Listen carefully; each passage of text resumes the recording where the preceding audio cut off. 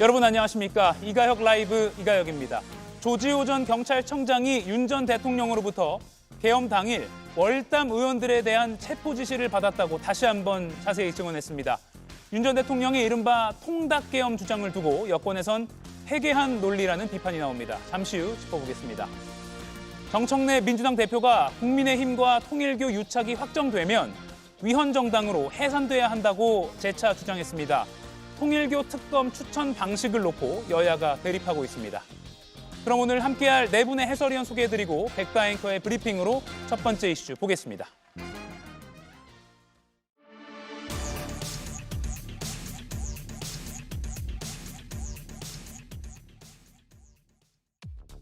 근데 이게 울라방 가면은 그냥 잘려.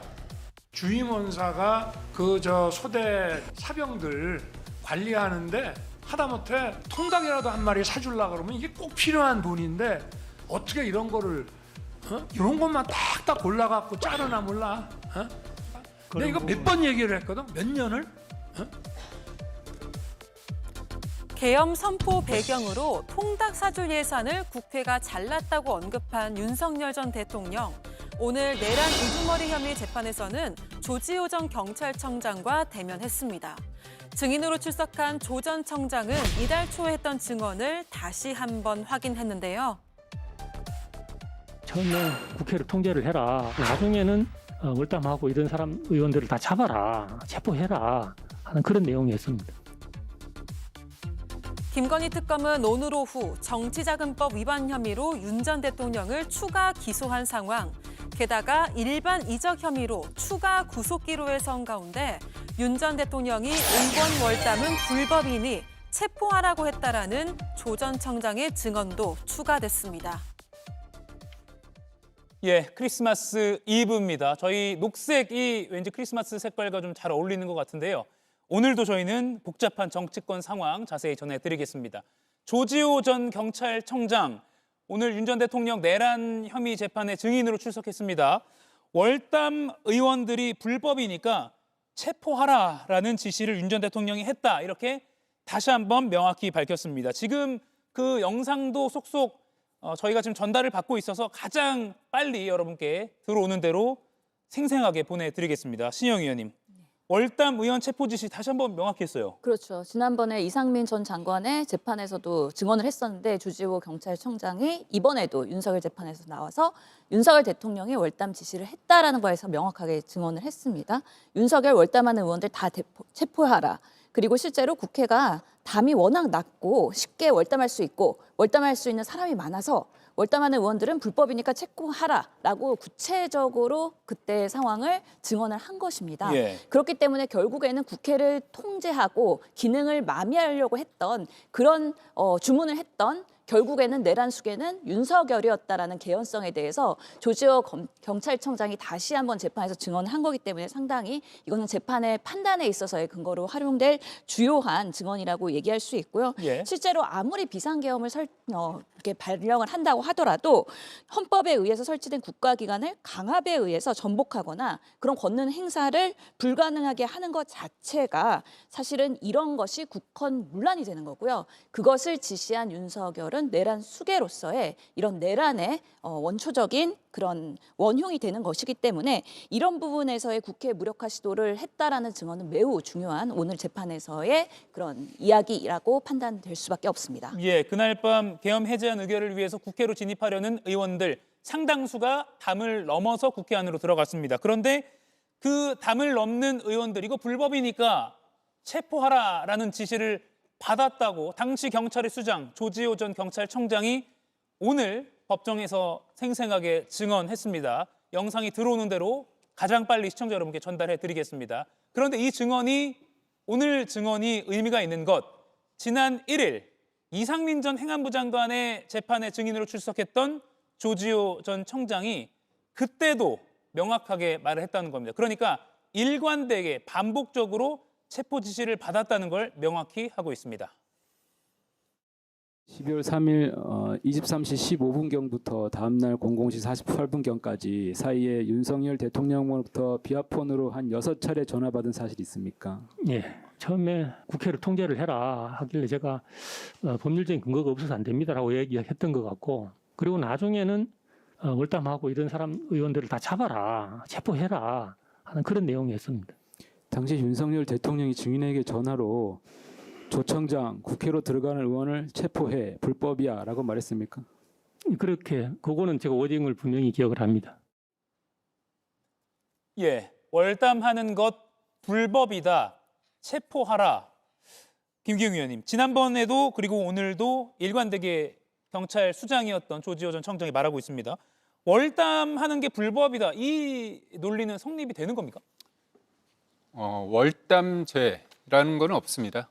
근데 예를 들어서 주거 침입을 하기 위해서 담을 넘거나 아니면 건조물에 들어가기 위해서 야간에 침입할 때 들어가는 거는 문제가 될 수 있습니다. 다만 대통령은 계엄을 선포할 수 있는 권한이 있듯이 국회에서는 계엄 선포에 대해서 계엄을 해제할 수 있는 권한이 있습니다. 그렇기 때문에 표결을 통해서 한다면 국회의원이 국회에 들어가는 것을 막는다는 것은 상식적으로 봤을 때 그게 더 불법적 가능성이 더 크다고 보거든요. 그렇기 때문에 국회의원들은 그 당시에 경찰 병력이 막았기 때문에 불가피하게 월담을 했습니다. 그렇다면 월담이란 그 자체에 대해서 범죄가 규정돼 있지는 않습니다. 예. 그렇기 때문에 목적이 중요한데 국회의원이 국회에서 정상적으로 계엄을 해제하기 위해서 표결 활동을 하기 위해서 들어가는데 그걸 막았다. 그래서 불가피하게 월담을 했다면 그거는 결국은 불법일 가능성은 좀 낮다고 보고 있고요. 예.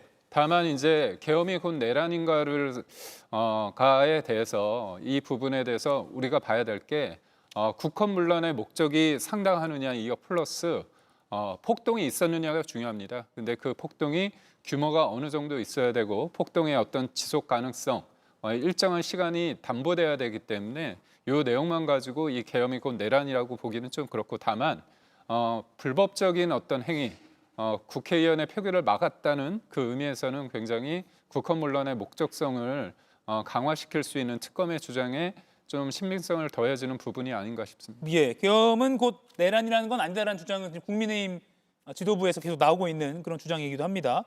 오늘 증언도 다시 한번 문장을 좀 자세히 뜯어보면 국회 담이 워낙 낮아서 쉽게 넘을 수 있다. 의원 월담은 불법이니까 체포하라. 이동학 의원님. 네. 법률을 누구보다 잘 안다고 우리가 믿고 있는 윤석열 전 대통령이 당시 담이 낮아서 쉽게 넘을 수 있는데 의원이 월담하는 건 불법이니까 체포하라. 뭐 어떻게 이해해야 되는 겁니까? 그 뒤에 배경이 있죠. 포고령이 있습니다. 포고령이 당일에 계엄사령관으로부터 계엄 선포 이후에 바로 나옵니다. 근데 그때 그 계엄 선포문 자체가 자유대한민국 내부에 암약하고 있는 반국가 세력 이걸 처단하겠다라고 얘기를 했는데 실제 그 문장이 이 포고문에도 들어가 있습니다. 이 포고령에 어떻게 들어가 있냐면 1번이 국회와 지방의회, 정당의 활동과 정치적 결사, 집회, 시위 등 일체의 정치 활동 금지. 예. 그리고 두 번째로 자유민주주의 체제를 부정하고 전복을 기도하는 행위를 금지한다. 이렇게 돼 있어요. 그리고 세 번째, 가짜 뉴스, 여론 조작, 허위 선동을 금지한다. 이렇게까지 써 있어요.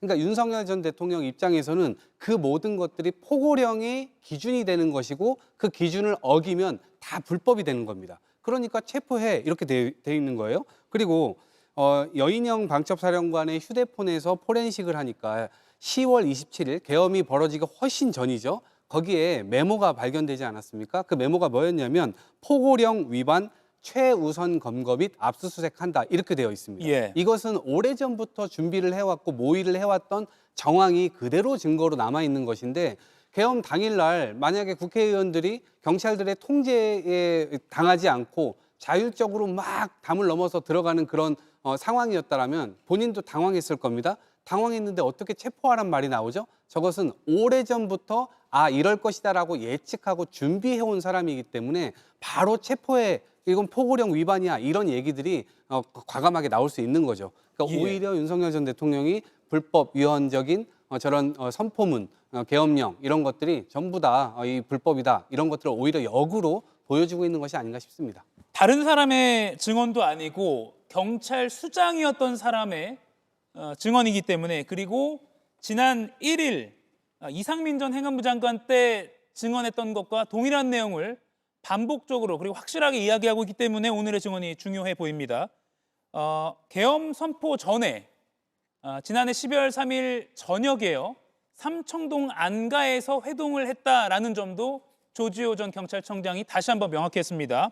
거기서 시간도 명확했습니다. 오후 7시 20분쯤 안가에 갔고 윤 전 대통령이 계엄을 선포할 거라면서 경찰이 중요하니까 치안 유지를 잘 해달라고 했다라고 증언을 했고요. 지난 1일 이상민 전 장관 공판에 나왔을 때 역시 조지호 청장의 증언을 보면 A4 용지를 받았는데 22시 국회, 23시 민주당사 꽤 구체적으로 이런 게 적혀 있었다라고 증언하기도 했습니다. 김유영 의원님, 상당히 중요해 보입니다. 그러니까 조지호 청장의 입장에서는 이번에 사실 어떻게 불법 계엄에 대해서 처벌받을 수 있는 대상은 사전에 공모했는지 여부와 적극적으로 종사했는지 여부를 따져봐야 될 것 같습니다.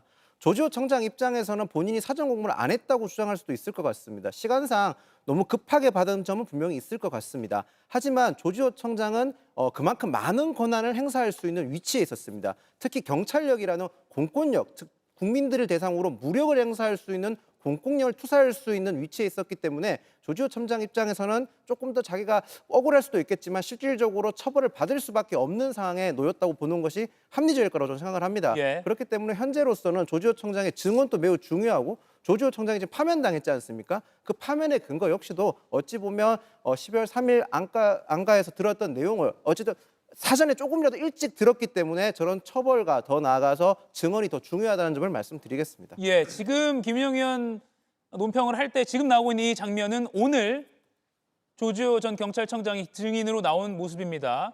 지금 화면 왼쪽으로 윤 전 대통령도 보이고요. 그리고 법정 기준으로 가운데 있는 증인석에는 조지호 전 청장이 앉아 있습니다. 12월 3일 밤 월담하는 의원들 이거 불법이니까 체포하라라고 지시를 했고 지시를 받은 두 당사자가 법정에서 1년여 만에 대면을 한 그런 모습 보고 계십니다. 신유영 의원님, 네.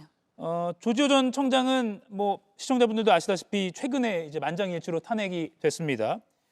윤 전 대통령 이 내란 사건 재판에 미칠 영향이 적지 않을 것 같아요. 그렇죠. 실제로 뭐 조지호 청장의 입장에서는 파면도 당했기 때문에 그동안의 경찰로서의 그런 공직 삶을 완전히 부정당하는 아주 그런 어떻게 보면은 최악의 상황에 직면을 했고 또한 건강상으로도 혈액암으로 지금 치료를 받는다고 알려져 있지 않습니까? 그렇기 때문에 재판에 나와서 사실 있는 그대로의 가감 없이 얘기를 하는 그런 부분에 있어서의 신뢰성이 있지 않는가라는 생각이 들고요. 특히나 뭐 진술의 일관성뿐만 아니라 오늘 그런 얘기도 했어요. 실제로 조 청장이 그 비상계엄 날에 선포 이전에 김용현 국방부 장관으로부터 비아폰 전화를 받고 나서 사실 계엄 선포 늦어지고 있다라는 이야기를 듣고 그럼 그렇지 이게 되겠냐. 10시에 다음날 10시에 본인한테는 마약 관련 회의가 예정되어 있기 때문에 그게 더 중요하다고 생각했다. 그래서 예. 이 비상계엄은 사실 성립할 수 없고 금방 뭐 유야무야 해지될 것이다라는 그런 생각을 갖고 있었던 것 같아요. 그럼에도 불구하고 윤석열 대통령이 그날 비상계엄에 사전에 이렇게 지시를 하고 포고령을 받고 그리고 경찰 통제에 대한 부분들 그리고 의원들을 체포하라고 했던 부분들 이런 부분에 있어서 결국에는 윤석열의 비상계엄 발표 그리고 지시 이를 통해서 그날의 비상계엄에 있어서의 국회의 해제를 방해하는 행위 그렇기 때문에 국회 기능을 마비시키는 그런 결국에는 수장은 윤석열이었다. 그렇다면 내란 지금 재판에서의 윤석열은 국헌문란과 국회 기능 마비 그렇기 때문에 계몽령이고 일시적으로 경고성이 아니었다라는 것까지 추정해 볼 수 있는 부분이기 때문에 오늘의 그런 조지호 청장의 그런 발언은 매우 중요한 단서로서의 재판에서의 그런 구형에도 참고가 되지 않을까라는 생각이 듭니다. 예, 조지호 전 청장 탄핵까지 당한 상황이고 몸도 좋지 않은 상황이라 신영 의원은 조 청장이 쉽게 말해서 거짓 증언을 할 아무런 동의인이 없다라고 평가를 했습니다. 그러니까 조지호 청장이 반복되고 일관된 이 증언은 재판부 입장에서 받아들이기에는 신빙성이 매우 높다고 볼 수 있을 것 같아요. 아무래도 이제 그 세 명의 어떤 보면 핵심적인 어떤 증인이 중요할 것 같습니다. 예. 제가 볼 땐 곽정근 전 사령관, 홍장원 1차장 그리고 조지호 경찰청장 이 세 명인데 크게 봤을 때는 이제 계엄 해제를 하는 데 있어서 방해할 목적으로 국회의원을 못 들어가게 했느냐, 이걸 통제했느냐의 그 부분이 이제 조지호 전 청장인 것 같고요. 또 하나는 정치인들을 국회에서 표결하지 못하도록 물리적 행사를 통해서 끌어내고자 했다는 부분에 대해서 진술을 했던 사람이 곽정근 전 사령관입니다. 그리고 정치인 관련해서 체포 명단 관련해서 그 부분에 얘기했던 게 홍장원 1차장이거든요. 제가 볼 때 이제까지 헌재 재판에서 대통령을 파면하느냐에 마느냐의 어떤 중요한 분기점에서 홍장원 1차장의 진술은 굉장히 오락가락했습니다. 내가 메모를 해가지고 그 명단을 적었는데 왼손으로 소위 말해서 갈겼었는데 밖에서 썼는지 안에서 썼는지 시간과 장소 모든 것들이 어떻게 보면 일관성이 좀 결여됐습니다. 그리고 곽정근 전 사령관도 대통령한테 들은 얘기인지 그리고 또 김영현 전 장관한테 들었는지 처음에는 의원이라고 했다가 요원과 인원이라고 입장이 좀 바뀌기도 했습니다. 그런 과정 속에서 조재원 전 청장 같은 경우는 나름의 일관성을 유지하기 때문에 예. 대통령의 계엄을 선포하는 데 있어서 그게 내란인지 여부를 따질 때 특검이 기존에 말했던 홍장원 1차장과 곽정근 전 사령관보다는 조재원 전 청장의 말에 대해서 좀 더 앞세우고 이 부분에 대해서 많은 의미를 둘 것 같습니다. 예. 계엄 당일 작년 12월 3일 저녁 7시 20분에 삼청동 안가로 불려갔다라는 점도 조지호 전 청장이 오늘 증언대에서 명확히 다시 한번 밝혔고요. 윤 전 대통령이 계엄을 선포할 거니까 경찰이 중요하다, 치안 유지 잘 해달라고 했다라는 말도 했다는 것을 일관되게 진술했습니다. 그리고 계엄 선포 후에 국회의원들이 담을 넘어서 국회로 진입하자 윤 전 대통령이 조지호 당시 경찰청장에게 국회 담이 워낙 낮아서 쉽게 넘을 수 있다. 의원들이 월담하는 거 이거 불법이니까 체포하라라고 지시했다. 이 점도 다시 한번 명확히 했습니다. 과연 윤 전 대통령이 의원들이 월담하는 것을 어떻게 누구로부터 보고를 받았는지 또는 당시 유튜브나 저희도 그렇고 JTBC도 그렇고요. 많은 뉴스 특보를 통해서 국회 상황을 실시간으로 전달해 드렸기 때문에 이걸 계속 챙겨보고 있었는지 어떻게 월담하는 의원들의 상황을 알 수 있었는지는 확인은 되지 않습니다만 조지호 경찰청장에게 아마도 상당히 실시간으로 구체적인 대응을 요청하지 않았나라는 추정도 조 전 청장의 증언에 따르면 가능한 상황입니다. 속속 조지호 청장의 증언 발언들이 영상으로 저희가 받아보고 있기 때문에 최대한 빨리 조 청장의 육성도 들려드리도록 하겠습니다. 자, 그러면 윤 전 대통령이 엊그제 공판에서 주장했던 이른바 통닭계엄론이라고 언론에서 이름을 많이 붙이는데요.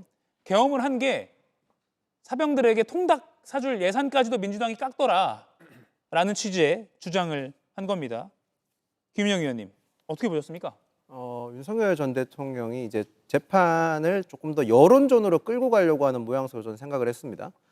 우선 민주당에서 계엄 직전에 예산을 삭감을 많이 했었다는 점을 다시 한번 상기시키는 효과가 하나 있었고요. 그리고 더 나아가서 일반 사병들이라는 얘기를 꼭 했었습니다. 즉 사병이라는 얘기는 우리 군의 다수를 차지하고 있는 20대 남성, 즉 병역의 의무를 지니고 있는 20대 남성을 겨냥한 발언이었다고 생각을 합니다. 그렇기 때문에 윤석열 전 대통령이 현재 어떻게 보면 재판을 임하는 자세가 사법투쟁이 아니라 정치투쟁을 하고 있지 않습니까?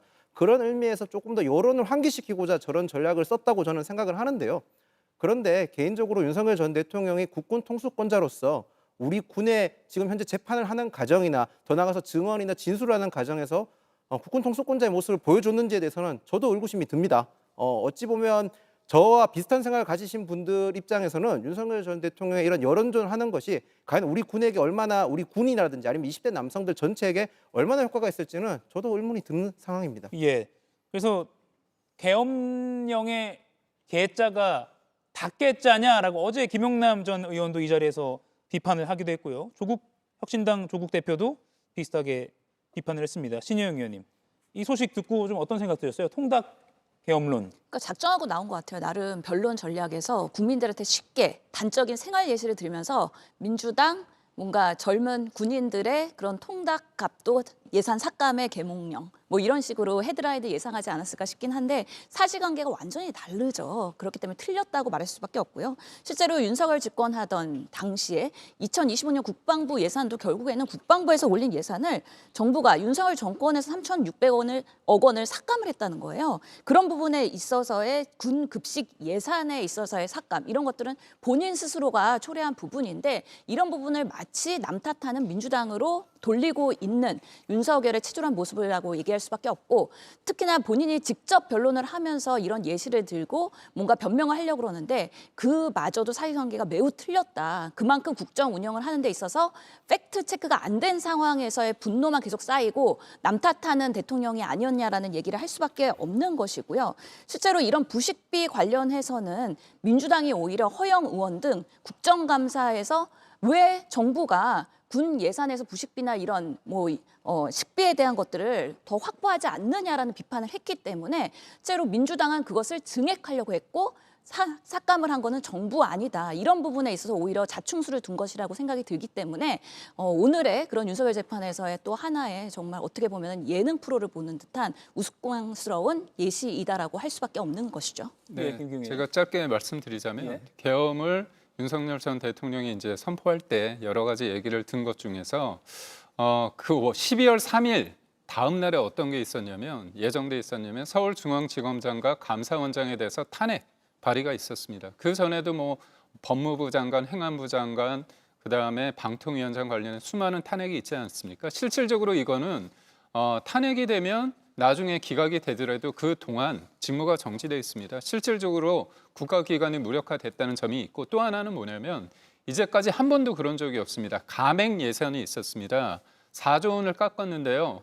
예전에는 여야가 합의를 하거나 그랬습니다. 그래서 증액을 하거나 아니면 감액을 했는데 아예 통으로 야당이 다수 의석이기 때문에 4조 원을 깎았습니다. 이 처음에 헌정사상 초유의 감액 예산을 했기 때문에 그 부분에 대해서 아마 윤석열 전 대통령이 주장을 좀 강하게 하다 보니까 사례를 통닭으로 좀 든 게 아닌가 싶습니다. 아니 그러니까 왜 국방부 정말 용산 이전할 때 국방부 예산을 사용했잖아요. 그리고 본인이 출퇴근할 때 비밀문 만들면서 국방부 예산으로 운용을 한 거잖아요. 그런 방식으로의 본인의 그런 국방부 예산을 활용을 하면서 정작 군들의 그런 처우나 개선에 있어서는 예산을 그것밖에 오히려 증액하지 못하고 국방부 예산을 감액할 수밖에 없었느냐. 이런 부분에서 당연히 윤 정부는 비판을 받아야죠. 이동호 의원님. 예, 사실관계인데요. 이게 여야가 그런 부침이 있었던 것은 저도 인정합니다. 그러나 그것이 확정된 안은 아니었고요. 오히려 여야가 합의했던 건 앞으로 예산을 조금 더 협의해 나가자. 이게 합의의 팩트입니다. 12월 3일 날 아무런 것도 결정된 바 없었고요. 그 결정된 것은 오히려 협의를 해가지고 앞으로 좀 더 증액을 할지 감액을 할지 그런 부분들에 대해서는 더 협의해 나가자. 요게 딱 팩트예요. 그런데 대통령은 도대체 뭘 근거로 이렇게 했다는 것인가요? 그래서 저는 이게 오히려 계속해서 본인의 어떤 계엄의 정당성을 주장하려다 보니까 어거지스러운 주장을 계속 하면 할수록 본인 스스로가 희화화되고 있다. 이런 것들은 좀 멈추시라 이런 말씀 드리고 싶습니다. 본회의에서 통과를 시켜놓고서 그 다음에 또 협상할 마음이 있었다. 계속 이러시면 안 되죠. 그리고 또 지금 예를 들어서 언론중재법이나 이번에 보면 이른바 입틀막법 관련해서도 여야의 논의가 없는 상태에서 일방적으로 통과시킨 다음에 합의할 의사가 있었다. 이렇게 얘기하면 말이 안 되지 않습니까?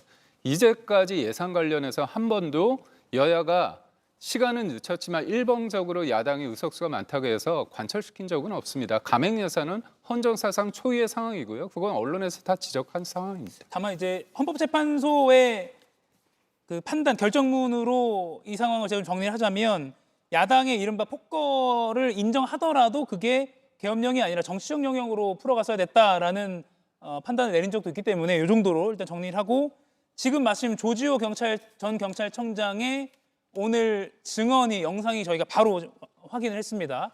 아마도 이 시각 시청자 여러분께 가장 빨리 전해드릴 수 있을 것 같습니다. 바로 보시죠. 그동안 내용을 다 뭐 기억하기는 쉽지 않지만 처음에는 이제 국회 통제 관련돼서 제가 법적인 근거가 없어서 좀 곤란하다는 말씀을 드렸고 그 뒤에 이제 후반 통화는 그게 국회가 이제 담이 워낙 낮고 철골 구조물로 돼 있다 보니까 쉽게 월담이 가능해서 월담하는 사람들이 많아서 월담하는 의원들 그 불법이니까 체포하라는 그런 말씀이었습니다. 예, 이 조지호 전 경찰청장의 증언 재판부가 또 어떻게 결론을 지을 때 무겁게 받아들일지 계속해서 좀 지켜봐야 될 것 같습니다. 자, 그리고요. 어제는 내란 사건이 아니라 일반 이적 사건으로 구속 신문을 받았습니다. 구속이 추가로 6개월 연장될지 말지가 아직 결론은 나지 않았지만 아마도 곧 결론이 날 것 같습니다. 그런데 윤 전 대통령이 어제 그 법정에서 트럼프 대통령과의 통화 내용을 언급했습니다. 트럼프 대통령이 오물풍선 이야기를 먼저 언급해서 대한민국의 정책적 기조는 전략적 인내다 이렇게 답변을 했다는 겁니다. 그리고 전략적 인내니까 특검이 일반이적으로 기소한 건 황당하다 이런 취지의 주장을 하기도 했습니다. 이동학 의원님, 네. 윤 전 대통령 시기에 대북 기조 전략적 인내였다 어떻게 평가하십니까? 저것도 거짓말이죠. 그러니까 오히려 본인은 전략적 인내였는데 그러면 김용현, 여인영 등이 전략적 인내를 하지 못하고 뭐 비행기 보내거나 우물풍선 보냈다는 얘기입니까? 이게 말이 앞뒤가 안 맞잖아요. 그 부하들에게 또 다 덮어 씌우는 듯한 그런 모습 이제는 저 더 이상 보고 싶지 않은데요. 무인기 우물풍선 이거 대통령한테 다 보고됐다. 이거 다 증거 다 나오지 않았습니까? 그리고 평양 무인기 1,000대 만들어 이런 얘기 하지 않았습니까? 그런 증언들이 이미 도처에 나오고 있고 복수로 증언이 되고 있는데 본인이 무슨 전략적 뭐 이 인내를 했다는 거죠? 그리고 계엄 선포의 명분을 만들기 위해서 북한을 도발했다. 그리고 그것은 전쟁의 위험까지 감수한다라고 하는 측면들이 이미 정황들이 많이 드러나고 있는데 북한 이 불안정한 상황을 이용해야 된다. 천주 일의 기회를 활용해야 된다. 이거 여인영 방첩사령관의 폰에서 다 나온 거 아닙니까? 포렌식 하니까. 예. 그래서 그런 측면에서 봤을 때 윤석열 전 대통령이 저런 말들을 하는 것은 남에게 덮어 씌우는 것일 뿐만 아니라 본인의 이 행동 자체를 또다시 남한테 덮어 씌우고 자기는 안 했다 이렇게 얘기를 하는데 오히려 저는 국민 더 괘씸죄에 더 파고들지 않을까 싶고요. 오히려 윤석열 전 대통령을 반박하는 증거들이 너무나 많아가지고 좀 안쓰러울 지경입니다. 예, 김유영 의원님. 대북 기조가 전략적 인내였다. 그러니까 일방이적 혐의 기소 부당하다라고 했는데 저희가 이 시간에 다뤄드린 걸로 기억하는데요. 국군 심리전단에서 대북전단 살포를 직접 했던 군장병이 언론에 인터뷰를 한 적이 있어요. 그거 비춰보면 이게 판단이 좀 가능할 것 같은데요. 글쎄요. 일단 지금 특검에서도 이 심리전단 대령급 인사, 그러니까 단장급입니다. 대령급이면 대령급 인사를 직접 불러서 조사를 했고 예. 어떤 특수한 목적이나 아니면 특정 목적을 가지고 실시한 건 아니라고 판단했기 때문에 지금 기소를 안 했다고 봅니다. 만약에 특정한 목적이 있고 특수한 혐의가 있었다면 특검은 당연히 기소를 했을 겁니다. 근데 기소를 안 했다는 거는 결국에는 어떤 심리 전단이 특정 목적을 가졌다고 보기는 좀 어려운 것 같습니다. 아까 이동학 의원께서는 전략적 인내가 아니라고 하시는데 전 이 부분에 있어서만큼은 좀 저희가 객관적으로 봐야 될 부분이 있다고 생각을 합니다.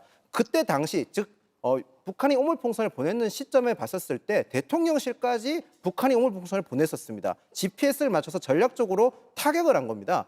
그 시점에서 가면 우리 국군 통수권자로서 어떤 대응을 했어야 되는 게 맞습니까? 무인기 만들어야 되는 거 맞는 거 아닙니까? 북한에서 무인기 지금 대량 생산하고 있는데 그럼 우리 군 보고 북한 무인기, 사실 지금 무인기라든지 오물풍선에 대한 실질적인 대응 방법은 없습니다. 똑같은 걸 만들어서 같이 맞대응을 하거나 안 그러면 실질적으로 방법이 없는데 어떻게 대응을 해야 되는 거죠? 그런 점까지 고려해야 될 사항이지 이걸 단순히 무조건 계엄과 엮어서 바라볼 사항은 아니라고 저는 생각을 합니다. 죄송합니다만 우리가 먼저 공격당했는데 저쪽을 공격하는 것에 대해서 뭐라고 하는 게 아니에요.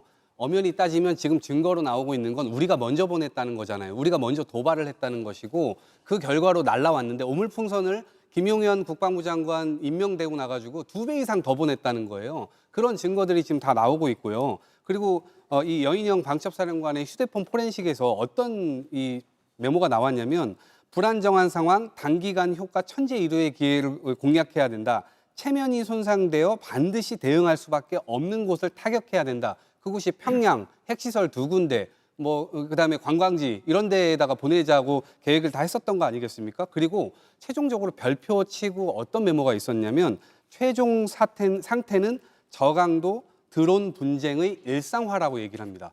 드론 분쟁이 일상적으로 남한과 북한 간에 일어나야만 그것이 이 국지전의 요소가 되고 그것이 지금 소요 사태가 일어났으니까 계엄을 할 수 있다. 이 근거를 지금 만들려고 했었던 것으로 이미 그 계획이 지금 메모에 다 드러난 겁니다. 그렇기 때문에 먼저 공격했으니까 우리가 공격한다 이런 게 아니고 먼저 도발했다는 내용, 이 내용은 저는 재판부에서 아주 심도하게 판단을 하지 않을까 싶습니다. 이게 가장 크게 잘못 생각하고 계신 게 뭐냐면 무인기 도발을 한 게 용산까지 무인기로 도발한 게 2022년입니다. 그래서 대통령이 드론 작전 사령부를 창설을 했습니다.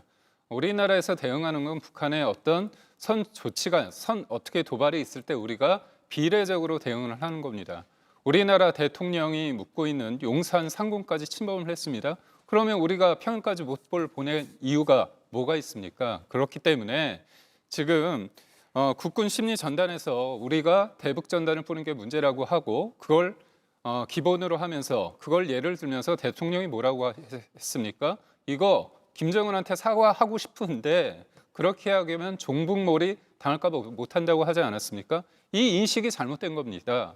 왜냐? 먼저 도발을 했어요. 그리고 북한의 도발에 대해서 6.25 남침 이후에 수많은 연평도, 천안함, 그리고 개성공단 폭발시키고 우리나라 사회 공무원 관련해서 사살하고 시신까지 훼손하는 거 관련해가지고 북한이 진정성 있는 사과가 있었습니까? 그 수많은 도발에 대해서는 침묵하고 있다가 우리가 무인기를 보낸, 드론을 보낸 그거 가지고 우리가 사과를 해야 된다고요? 그리고 앞뒤 문맥 딱 자르고 그게 문제라고요? 근데 정작 드론 작전 사령관은 이 부분에 관련해 가지고 구속도 되지 않았습니다. 기소도 되지 않았습니다. 그러면 가장 중요한 작전 사령관이 이거에 대해서 이적 혐의에 대해서 다루지 못했는데 이거에 대해서 이걸 일방적으로 우리 책임이라고 말할 수 있는 근거가 뭡니까?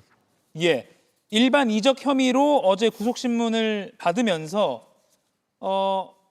일반 이적으로 기소한 것이 황당하다라는 기소 자체를 부인하면서 윤 전 대통령이 어제 주장을 이어갔습니다. 이에 대해서도 앞으로 아까 저희가 언급드린 그런 언론 보도도 증거로 채택될지는 지켜봐야겠지만 계속 논의가 이어질 것 같습니다. 말씀하신 대로 2022년 12월에 북한 무인기가 파주 거쳐서 용산까지 온 것도 사실이니까요. 이 전체적으로 아마 재판부가 확인을 할 것 같습니다. 뒤에 좀 저희가 더 이슈가 있는데요. 예를 들면 검찰총장 이원석 전 총장 참고인으로 오늘 조사 예정이었지만 불출석한 것 등등 있는데 백바 앵커가 브리핑을 하려고 오래 기다렸습니다. 두 번째 토론 이슈가 있습니다. 두 번째도 매우 중요한 이슈인데요. 백 앵커 나와주시죠. 싹 다 특검 수사 대상에 포함시켜 철저하게 수사해야 합니다. 국민의힘과 통일교의 유착이 유죄로 확정된다면 국민의힘은 위헌정당으로 해산되어야 함을 다시 한번 강조합니다. 통일교 특검을 고리로 공세 모드에 들어간 민주당. 국민의힘도 맞불을 놨습니다. 정청래 대표가 막말을 늘어놓았습니다. 오히려 전재수 장관 등 이재명 정권의 핵심 인사들의 통일교 유착이 유죄로 확정된다면 이재명 정권이 해산되어야 할 것입니다. 통일교 특검 도입은 전격 합의했지만 위헌정당 해산 대 정권 해산, 여전히 동상이몽인 여야. 민주당의 통일교 특검 도입 모두 전환, 연말 정치권에 또 다른 파장을 주고 있습니다.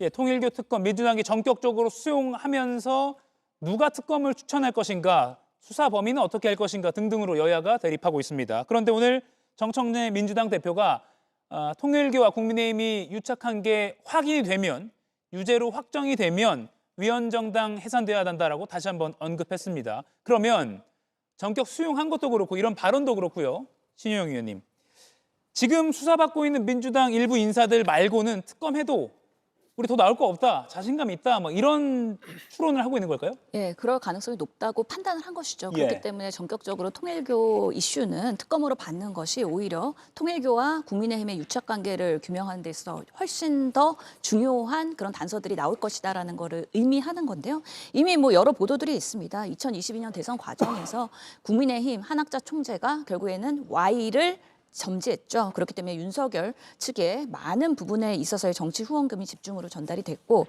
실제로 그런 국힘의 시도당 위원장 17명 중에 14명한테 정치 쪼개기 후원을 했다, 이런 보도도 되어 있는 만큼 결국에는 통일교와 정치의 정교 분리의 원칙을 위배한 당이 어딜 것이냐 했을 때는 국민의힘에서의 더 많은 그런 근거들이 나올 것이다. 그러면서 나경원 의원이 청정군에 갔느냐, 이런 부분부터 밝혀야 된다라고 또 정청래 대표가 이야기하기도 했죠. 예. 그런 면에서 실제로 지금 정청래 대표가 위헌정당 해산을 이야기했는데요. 이런 정교유착의 그런 분리의 원칙을 또 위헌하고, 또 추경호 의원이 당시에 비상계엄에서 해제 표결 방해하는 재판의 결과가 나온다. 그러면은 이것만으로도 국민의힘은 위헌정당의 가능성이 높아진다라는 주장을 하고 있는 것으로 보입니다. 예, 김윤영 의원님, 이런 민주당의 전략적 판단 어떻게 보십니까? 일단 정청래 대표가 한없이 가볍습니다. 민주당 역시도 통일교가 유착되면 그러면 민주당 또 해산하시겠습니까?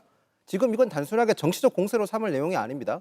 특정 종교가 본인들의 교세 확장을 위해서 정치권에 로비를 한 거고 그 권력에 힘을 얻으려고 한 겁니다. 이거는 어떻게 보면 헌법 20조 위헌 소지가 있는 상황인 겁니다. 굉장히 심각하고 지대한 사항인데 너무 가볍게 얘기하셨습니다. 자, 두 번째 문제는 또 뭐가 있냐면 이 사건의 본질입니다. 이 사건은 민주당에 의해서 사실상 출범한 특검이 실질적으로 사건을 덮은 겁니다. 민주당 인사에 대해서 관련성이 나오니까 그 사건을 뭉개고 있다가 어떻게 보면 언론에 보도가 되고 나서 이게 본격적으로 사건이 불거진 거거든요. 그렇게 사건을 뭉갰다는 사실, 민주당에 의한 특검에 의해서 뭉갰다는 사실 하나가 있고, 마지막은 윤영호 본부장이 왜 진술을 갑자기 바꿨냐는 겁니다. 그 진술 바꾸기 전날에 이재명 대통령이 국무회의에서 사실상 통일교를 겨냥한 언급을 했지 않습니까? 이런 사항이 다 진상규명돼야 돼 아주 심각하고 무거운 사항입니다. 이런 사항에서 정청래 대표의 저는 가벼운 언행은 결코 이 사건에 대해서 본질을 밝히는데 전혀 도움이 되지 않고 궁극적으로는 정쟁화시키게 하는 건데, 이건 단순하게 정쟁화될 수 있는 사안이 아니라 우리나라 민주주의를 굉장히 위협하는 사항인 겁니다. 이 사안에서 가볍게 접근하시면 안 된다는 점 말씀드리겠습니다. 예, 이동학 의원님. 네. 국민의힘이 통일교 특검을 패스트트랙에 올리자라는 주장을 하기도 했어요. 박수현 민주당 수석대변인이 잠시 후에 맞서토론에 나오겠지만요. 통일교 특검이랑 2차 종합특검에 대해서 빠른 시일 내에 처리하도록 모든 당력 기울여라라고 정 대표가 지시했다 이렇게 밝혔습니다. 네, 이거는 저는 무조건 진행을 해야 된다 봅니다. 예. 왜 그러냐면 아까 뭐 위헌 얘기도 말씀하셨는데 이 종교법인으로부터 정치권이 뭔가 포획되어 가지고 혹은 청탁을 주고 대가를 주는 그런 관계 속에서 종교분리 원칙이라고 하는 헌법을 크게 지금 어기고 있는 상황이거든요. 근데 그 부분에 대해서 국민의힘 스스로가 본인들이 연루되어 있음에도 불구하고 민주당도 그랬을 것이다라고 하면서 그 증언 나온 것들 자기가 들었다라고 하면서 특검에 증언을 했다라고 하는 것을 그걸 근거로 해가지고 지금 특검을 하자고 했거든요. 전 좀 사실 기이하다라는 이제 생각을 했는데, 왜냐하면 윤영호 본부장은 이미 통일교로부터 지금 손절당했거든요. 그러니까 본인 스스로가 각자 이 일탈을 해서 한 거다라고 이제 통일교 측에서는 지금 주장을 하고 있고, 이 이재명 대통령께서 뭐 통일교에 대한 어떤 겁박, 압박 이런 걸 한 직후에 윤영호 본부장의 이 뭐 증언이 바뀌었다라고 얘기를 했는데, 아니 세상에 어느 시대입니까? 지금 대통령이 그렇게 압박한다고 해서 압박이 통합니까? 그리고 2년 뒤, 3년 뒤 혹은 정권이 끝나고 난 뒤에도 진실에 대한 폭로가 또 나올 수 있지 않습니까? 그렇게 압박을 할 수 있는 그런 시대가 아니라고 생각하기 때문에 저는 어쨌든 이 측면에 있어서는 충분히 이 수사가 되어야 된다라는 생각이고, 오히려 패스트트랙에 올려서 뭐 무조건 하자라고 하는 것은 좋은데 예. 여러 가지 협상 측면에서 인내심을 갖고 서로가 빠르게 전 연내에도 이건 타결할 수 있는 지점이라고 보거든요. 왜냐하면 서로가 필요성을 인정하고 있잖아요. 그래서 저는 하루라도 빠르게 협약이 좀 잘 돼서 바로 특검이 좀 출범할 수 있도록 하면 좋겠습니다. 예, 민주당 쪽에서는 나경원 국민의힘 의원도 천정궁 방문한 의혹이 있다. 특검 대상에 나 의원도 포함시켜야 한다 이렇게 주장이 나오고 있습니다. 이에 대해서 나 의원은 최근 라디오 방송에서 이렇게 말했습니다. 제가 이미 말씀드린 것처럼 참 어이가 없다는 말씀 이상 더 이상 드릴 거 없다는 말씀 드립니다.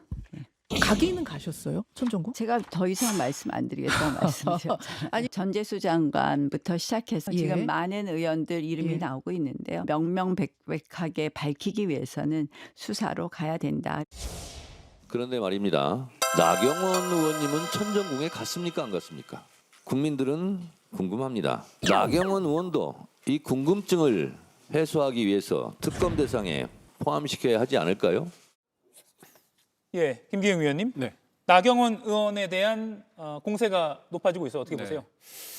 그런데 말입니다. 예. 국민들이 궁금한 게 있습니다. 인용하신 거군요. 네, 그게 왜 그러냐면 윤영호 전 본부장이 통일교 관계자랑 전화를 했는데 그 녹취가 41분짜리가 있습니다. 근데 이재명 측 후보 측에서 연락이 왔다는 거 아닙니까? 이재명 후보가 어머니를 만나고자 한다, 한학자 총재를 만나고자 한다는 얘기가 있어서 그럼 정진상 실장에게 연락했다고 합니다. 그래서 국민들은 궁금해합니다. 이재명 대통령께서는 당시 한학자 총재를 만나셨는지 궁금해합니다. 살아있는 권력입니다. 특검이 선택적 수사를 통해서 선택적 기소를 했습니다. 그러다가 언론을 통해서 사건을 뭉갠 게 드러났습니다. 그래서 특검을 하자는 거잖아요. 저는 나경원 의원께서 얘기를 하셨습니다. 수사하자는 거 아닙니까? 근데 수사하자는 게 특검은 제외하고 수사하자? 이게 아닙니다. 저희는 나경원 의원 포함해서 연루된 분, 이름이 언급된 분, 아니 이분들 입장에서 좀 답답하신 분들도 있을 것 같아요. 예. 만났을 수도 있고 안 만났을 수도 있지만 여하튼 이름이 언론에 거론되는 게 불쾌할 수 있습니다. 그래서 특검을 수사해야 되고 이 특검에서 저희가 놓치면 안 되는 게 뭐냐면요. 지금 민중기 특검인데 특검이 세상을 반쪽만 본 겁니다. 살아있는 권력, 민주당을 도외시한 겁니다. 드러났잖아요. 그렇다면 왜 뭉갰는지 그리고 그 과정 속에서 이재명 대통령실이 이걸 인지하고 뭔가 수사를 했는지 알아봐야 되고요. 무엇보다도 이재명 대통령께서 한학자 총재를 만났는지 이 내용까지 포함해서 당연히 특검을 해야 된다는 게 저희의 원칙입니다. 예, 신영 의원님, 이른바 뭐 여야 거론된 인물도 다 뭐 의혹이 없다면 털어버릴 수 있는 기회니까 다 포함하자. 여기에서 더 나아가서 신천지도 또 방금 언급하신 그 민중기 특검, 김건희 특검의 수사 과정도 들여다보자. 이런 수사의 범위를 정하는 거 여야가 타협점을 찾을 수 있을까요? 찾아야죠. 실제로 뭐 신천지나 여러 가지 사이비 종교나 다 포함해서 종교 유착에 문제점이 없는지를 사실 보고 싶긴 하지만 그래도 선택과 집중을 해야 된다고 생각을 합니다. 이러다가는 정말 특검 만능론이 될 것 같아요. 뭐 문제만 생기면 특검하자고 계속 나올 것 같긴 한데 이번에 특검은 정말 통일교가 여야 막론하고 반복적으로 정권의 뭔가 수건 사업을 위해서 계속 로비를 하고 실제로 그런 공약들로 결국에는 본인들의 뭐 캄보디아 ODA 여러 가지의 그런 뭐 한일 해저 터널 등 본인들이 스스로 하지 못하는 것들을 정치권에 이용했다는 거 아니겠습니까? 그리고 이용당한 사람들이 있고 그 사람들이 그 과정에서 뇌물수수가 있었다. 이런 부분에서 어디까지가 정말 우리 정치가 그런 정교 유착에 있어서의 정말 썩은 그런 부분들이 있는지에 대해서 제대로 파내고 도려내야 정말 우리 정치가 올바르게 앞으로는 거듭날 수 있지 않을까라는 생각이 있고 그런 면에서 이재명 대통령은 훨씬 더 이런 통일교의 문제가 심각하다. 뭐 일본 사례도 있지 않습니까? 그렇기 때문에 여러 위헌 정말 한 그런 종교 단체에 대해서는 또 해산까지도 필요하다라는 그런 큰 그런 필요성을 느끼고 있기 때문에 예. 엄중하게 수사하고 민주당도 그런 면에서는 우리의 살을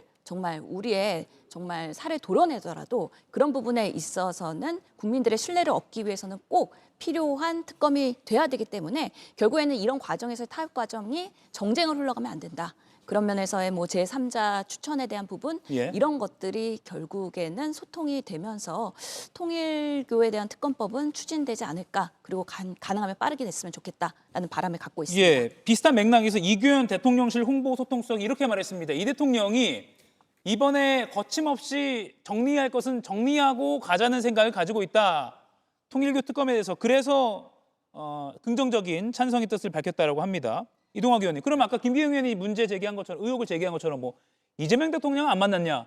여기서는 자신감을 내비신 것 같아요. 아니 뭐 그런 것도 다 필요하면 조사할 수 있죠. 예. 뭐 서면으로 제출하거나 그렇겠죠. 그리고 어찌 됐건 여기에서의 문제는 정치인이 누구든지 만날 수 있고 악수할 수 있고 사진 찍을 수 있습니다. 책 선물 주고 받을 수 있습니다. 그런데 청탁을 받았고 그것에 대한 대가를 줬다면 여기에서는 무조건 문제가 되는 겁니다. 그걸 기준으로 서로 삼아야 된다는 생각이 들고 지금 이 문제를 뭐 마치 당내에서 뭔가 뭐 헤게머니 싸움을 지금 하고 있는 것처럼 묘사하는 분들도 계시더라고요. 근데 저는 저희 민주당에서는 사실 그러한 문제는 없고 위헌적인 부분은 반드시 털고 가야 된다. 특히나 윤석열 전 정권에서 이 영부인이 정말 이 천하의 금은보화를 모으고 이 종교단체로부터 목걸이 받고 백 받고 그걸 또 가서 어딘가 가서 그걸 또 바꾸고 이러한 일들을 벌이지 않았습니까? 더더군다나 예산으로 또 이 청탁을 또 대가성 있게 들어주지 않았습니까? 캄보디아, 아프리카, ODA 이런 예. 것들 다 또 해주지 않았습니까?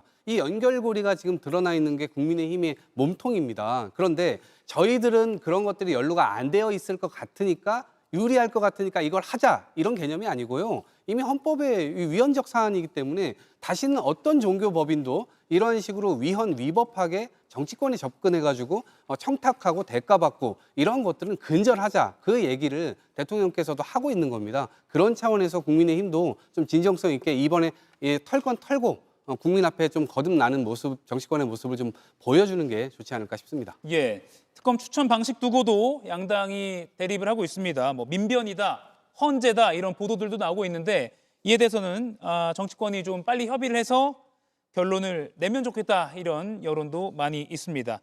그리고요, 국민의힘 상황으로 좀 넘어가 보겠습니다. 장동혁 대표 24시간 필리버스터 신기록을 세웠죠. 그런데 이에 대한 당내 평가는 조금 엇갈리는 것 같습니다. 우리가 장동혁이다 이런 장해찬 여의도 연구원 부원장의 반응도 있었고요. 다른 일에 이런 시간을 썼으면 한다. 박정하 의원의 비판도 있었습니다. 김유영 의원님, 어떻게 보세요? 24시간 기록. 24시간 필리버스터 한 거 쉽지 않았을 겁니다. 예. 분명히 쉽지 않은 일이었고 어찌 보면 야당 대표가 최초로 하는 사례이기 때문에 그 의의가 분명히 있긴 있습니다. 그런데 과연 이 24시간 필리버스터가 효과적이었냐는 질문에서는 저는 의구심을 가집니다. 하셨던 말씀, 장동혁 대표가 하셨던 말씀이 모든 국민에게 수긍 갈 수 있는 말이었냐? 저는 그렇게 생각하지 않습니다. 계엄의 부분이라든지 이런 부분에 있어서만큼은 어찌 보면 국민들이 현재 가지고 있는 의식보다 조금 더 동의할 수 없는 얘기를 더 많이 했기 때문에 저는 과연 이게 100% 효과적이냐, 24시간 필리버스터의 효과를 오롯이 살릴 수 있었냐는 문제에 대해서는 저는 동의하지 않습니다. 왜 제가 이런 의문을 제기하냐면 국민의힘은 지금 사실상 소수 정당입니다. 108석, 107석이기 때문에 저희가 단독으로 필리버스터를 민주당이 단독으로 필리버스터를 종료시킬 수도 있고 의안 처리조차도 패스트트랙으로 넣어서 마음대로 처리할 수 있는 상황입니다. 예. 국민의힘은 지금 기관총처럼 난사하는 게 아니라 스나이퍼처럼 저격총을 한 방에 민주당에 대해서 제압을 해야 되는 상황인데 지금 국민의힘이 싸우고 있는 방식이 과연 민주당을 완벽하게 제압하고 국민에게 효과적으로 대응할 수 있냐, 그런 점에서 저는 의문이 들기 때문에 장동혁 대표의 24시간 필리버스터가 시간 대비 노력 대비 효과는 조금 떨어지지 않았나, 그렇게 야박한 평가를 할 수밖에 없습니다. 체력은 입증이 된 것 같다는 우스갯소리도 나옵니다. 아무튼요. 그런데 다음 코너에 지금 마스토론 테이블에 앉아 계시기도 한데요. 김성태 전 국민의힘 원내대표가 장 대표가 필리버스터로 보인 리더십을 통합의 에너지로 만들어야 한다, 이렇게 조언을 하기도 했습니다. 신영 의원님. 그러니까 체력 좋은 건 알겠어요. 근데 이제 당이 어떻게 이걸 좋은 효과를 주느냐는 또 다른 문제잖아요. 그렇죠. 지금 김성태 의원이랑 마주보고 있어서 예. 제대로 말을 못 하겠는데 예. 실제로 김성태 의원님은 워낙에 보수를 아끼고 국민의힘이 올바른 길을 가기 위해서 예. 지금 패널로서 쓴소리 많이 하고 계시지 않습니까? 뭐 정치가 체력으로 하는 건 아닙니다. 그렇기 때문에 체력 자랑은 반짝입니다. 그리고 지금 장동혁 대표가 정치적 위기가 있지 않습니까? 뭐 비대위설도 있고요. 내년 뭐 2월에는 교체가 될 것이다. 이런 얘기들이 있기 때문에 이렇게라도 필리버스터에서 본인이 효용성을 보이지 않으면 정말 리더십 아니면 정치적으로 더 이상 기회가 오지 않을 것 같다라는 상당한 그런 고충이 있었을 것이다. 그렇기 때문에 24시간 한 것인데 그것만으로 부족한 것이죠. 여전히 윤 어게인 세력과 어떻게 단절할 건지, 국민들에게 올바른 보수의 가치를 어떻게 만들 것인지, 그런 부분에 있어서의 비전과 리더십을 발휘해야 되는데 과연 지금의 모습으로 가능할 것이냐. 여전히 한동훈과 대척점에 있고 내부 분열을 본인 스스로가 자초하고 있기 때문에 예. 그런 면에서의 지금의 국민의힘의 리더십은 매우 취약하다. 그렇기 때문에 거듭나기는 참 어려운 상황이다라고 생각할 수밖에 없습니다. 예, 참고로 시청자 여러분들 모르시겠지만 마스토론은 제가 저쪽으로 이동해서 하거든요. 그래서 마주보고 있다라고 신영 의원께서 말씀하신 겁니다. 카메라 너머에 지금 김성태, 박수현 두 분이 앉아 계십니다. 어떻게 보세요? 우선적으로 저는 뭐 정치에 잘 모르지만 이게 논리의 문제일 수 있지만 굉장히 감정의 문제입니다. 정서의 문제인데 장동혁 대표가 보여주는 24시간, 제가 군에서 경호를 했습니다. 그리고 기자 시절에 뻗치기를 많이 했지만 잠을 자지 않은 상태에서 한 가지 얘기를 24시간 동안 한다.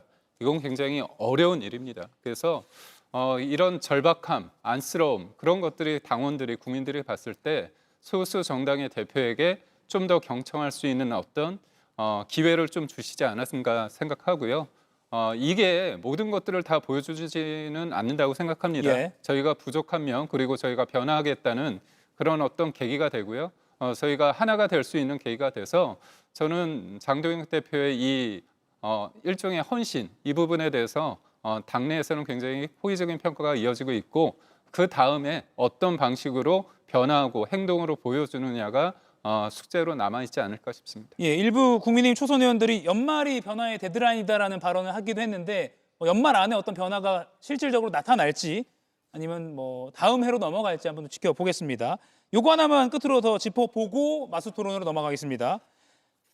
필리버스터가 연일 이어지고 있는데 우원식 의장이 체력이 고갈될 정도다라는 언론의 그런 판단도 있었습니다. 이렇게 카메라에 포착된 모습도 보면 상당히 피곤해 보이는 모습도 있었는데, 그러니까 같이 본회의장 진행을 해야 할 주호영 부의장에 대한 비판이 나옵니다. 한번 들어보시죠. 21회 국회 개원 이후 총 10회에 걸쳐 509시간의 무제한 토론이 있었습니다. 의장이 239시간, 이하경 부의장이 238시간 사회를 봤습니다. 주호영 부의장은 10회의 무제한 토론 중 7회 사회를 거부하였고 33시간의 사회만을 맡았습니다. 그러나 의장과 이학용 부의장도 사람이기에 체력적 부담을 심각히 느끼고 있고 매우 유감스럽게 생각합니다. 주호영 부의장께 공식적으로 요청합니다. 금일 오후 11시부터 내일 오전 6시까지 본사회의 무제한 토론 사회를 맡아주시기를 바랍니다. 예, 이동학 의원님. 필리버스터 사회 교대를 두고 국회의장과 부의장이 이례적으로 좀 공개적으로 충돌하는 모습이에요? 그러니까 젊은이들 표현으로는 이제 월급 루팡이라고 합니다. 일을 제대로 하지 않고 월급만 받아가는 거예요.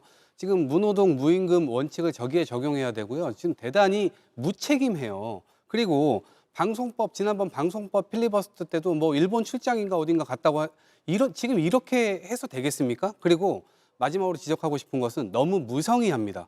지금 대표가 필리버스터를 하는데도 국회의원들이 본인 집에 가서 주무시러 가시고 식사하시러 가시고 이렇게 하고 있어요. 근데 부의장마저도 본인들이 아주 국민들 앞에 절실함을 보여줘야 함에도 불구하고 사회를 봐야 됨에도 불구하고 보지도 않아요. 너무 무성의하다는 말씀 드립니다. 예, 김영희 의원님 어떻게 보세요? 민주당이 과연 국회 운영을 공정하게 했는지 반문 드리겠습니다. 지금 국회는 원래 원칙대로 협치, 협의, 대화, 타협을 해야 되는 건데 과연 민주당이 다수 정당으로서 그 원칙을 지켰는지 되묻고 싶습니다. 주호영 의원께서 제대로 국회 부의장으로서 역할을 하지 않은 비판 저희가 당연히 감내해야죠. 하지만 분명한 것은 민주당도 본인들 스스로가 국회 운영에 있어서 협치와 대화, 타협을 얼만큼 했는지 한번 되돌아보시길 바랍니다. 예. 하지만 오늘 또 크리스마스 이브이기 때문에 우리 양 두 분씩 패널분들 나가실 때는 좀 덕담하시면서 나가시고 다음 주에 뵙도록 하겠습니다. 저는 마스토론에서 찾아뵙겠습니다. 여러분 고맙습니다. 고맙습니다.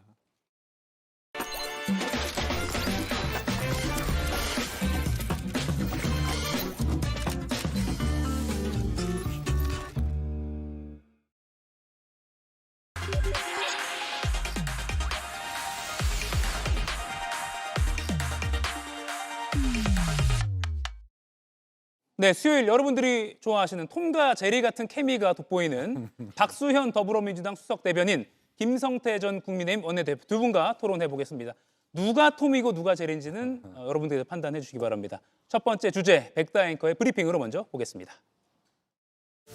요새 넷플릭스보다 더 재밌다는 소리 있던데.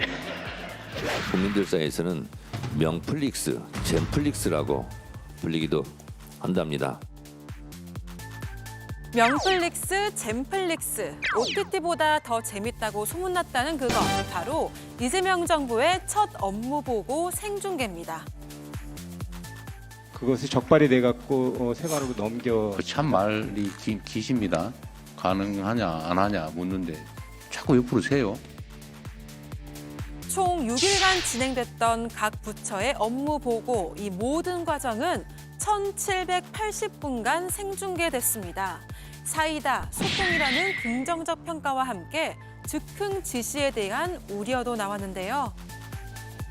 뭐 대통령이 참 경박하게 저렇게 장난스럽게 하냐, 권위도 없다, 뭐 품격도 없다, 뭐 이런 비난도 있기도 합니다. 제가 한 6개월쯤에 다시 하려고 그래요. 근데 아마 그때쯤에는 좀 다를 겁니다. 생중계 업무 보고 시즌 2를 예고한 이 대통령.